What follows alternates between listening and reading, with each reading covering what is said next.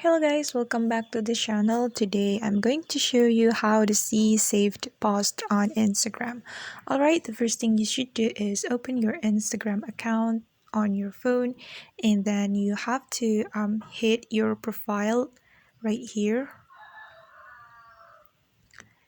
And then after that, you can click on this button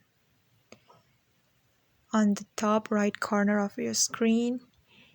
And then there will be several options for you, and you gotta hit this menu, saved menu. All right, and then this is your saved post on Instagram, and you can see all your saved posts right here. You just have to click on this folder,